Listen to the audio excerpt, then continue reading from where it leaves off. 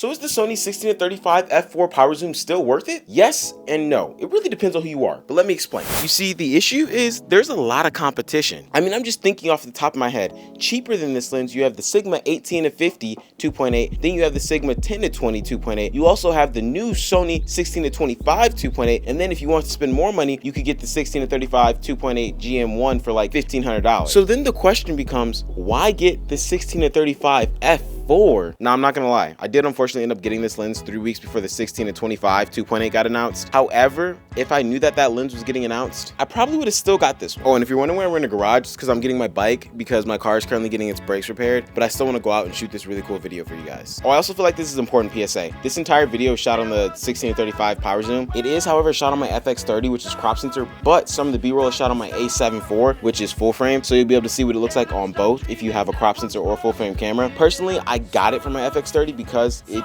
gives me 24 millimeters, which I think is wide enough, and then if I want to shoot on my full frame A7 IV, it gives me an even wider field of view. But at the same time, I'm using my FX30 right now because it's smaller and lighter and so much easier for content. Okay, we gotta go now. Also, don't judge the fit. This fit is solely so I can get out and make the video. Don't worry about the fit, worry about the lens. Worry about the quality of the video you're watching. And just like that, we're here. One of my favorite shooting locations, not this particular spot, I actually just found this spot today. I love it. Like I said, I'd be finding new spots all the time. What's so special about where we are right now? Why did I choose this location? Let me show you. It's this ledge right here, and I don't know, I think it's kind of really cool. I think it's a great place to get cinematic shots. The issue is I'm not wearing an outfit that's suited for cinematic shots. But I can tell you why it does not matter, for me at least, that this lens is f4. A lot of the arguments saying you should get an f2.8 over an f4 is pretty much just the low light capabilities and the more creamy bokeh. That doesn't really apply to me because I either shoot in really bright daylight or in situations where I have studio lighting. However, if you're shooting something like weddings or you shoot a lot of low light, then yes, I would recommend you get any 2.8 option because you're going to be shooting wide open anyways. But even for me, when I shoot on my 2.8 lenses, my 70-200 or my 28-70, I always end up shooting at f4 anyways because I also like that focal depth. Yeah, the background isn't the creamiest, however, I like the fact that I know everything is always going to be in focus. If you can get over the fact that this lens is f4, it's perfect. It's extremely sharp, the contrast is punchy, and personally, I love the image quality that G and G Master lenses give. And you can't forget about that power zoom feature. Honestly, I thought it'd be a gimmick until I started using it on actual shoots. Because I use an FX30 with the zoom rocker, it's so much smoother than crash zooming or me even trying to like slowly zoom a lens by myself. I love the power zoom. Now, obviously, I don't work with Sony yet. That's one of my goals by the end of 2024. Now you might ask, who is this lens made for? Because if you think about professionals, they're probably just going to use the 16-35 2.8. APS-C shooters are probably going to use the 18-50. So where does this lens fit in? And to be honest, content creators like me. I personally got this lens because I didn't need 2.8. As much as I do professional work, yes, I'll take it on my shoots because it's still my widest angle lens I own, but I use it predominantly for content. I don't need an f2.8. And if I did, like I said, there's actually cheaper options that are f2.8. However, I love the image quality and the build quality that you get with Sony lenses. The autofocus is amazing, and so I think this lens was made as a middle ground for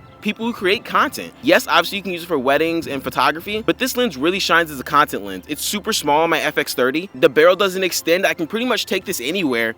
God, I see a wasp when I'm out. No, I don't do wasp. I don't do wasp. I hate bees. I love outdoors and nature. I hate bees, and there's a wasp, and I didn't have time to pick up my camera, so now my camera's over there, and the wasp is like following me. I think I might have to leave you guys over there. I don't know if I'm gonna be able to get you guys. It might be sad. Yeah, we're gonna have to make an insurance claim on that camera. It's so sad. I'm not getting you guys. I'm gonna run. We're not gonna run. We're gonna like prance. Come here. Boom. Are you on a tripod? Yes. Do I care? No. We're gonna finish up this video once I get home and we're in the studio. So I'm back home, and obviously, if you couldn't tell, this is shot on the A7 IV with the 16-35. As you can see, it gives you a much wider field of view. So I guess this is also something to think about. But I was really, like I said, thinking, who is this for? And if you're a content creator, this lens is probably for you. If you need a low light shooting lens, this lens is not for you. Don't stress yourself out with an f4 lens if you need a 2.8. I learned that the hard way by getting the Sony 70-200 f4, shooting a wedding on it, hating the experience, and I ended up having to return it and buying the Sigma 70-200 2.8. There's a saying that I heard someone say once: buy it right the first time or you'll buy it twice. But for me, this lens is literally perfect. The biggest reason for me why I didn't go with the Sigma options, the 18-50 or the 10-20, was simply because I don't just shoot APS-C and I wanted something that worked on my full frame camera, i.e. like right now where I'm shooting with an even wider field of view. As for the 16-35 2.8, I just spent $1,600 on that Sigma 70-200, so I really wasn't trying to spend another $1,600 on a 16-35 when I could spend $1,000 on one instead. But obviously, as with everything in the artistic field, this is all subjective, and the lens you decide to purchase really comes down to what your specific needs are. But if you like this video and it helped you in any way, please drop a like and a follow so I know to keep making videos like this. This is Justin, and I'll catch you in the next one.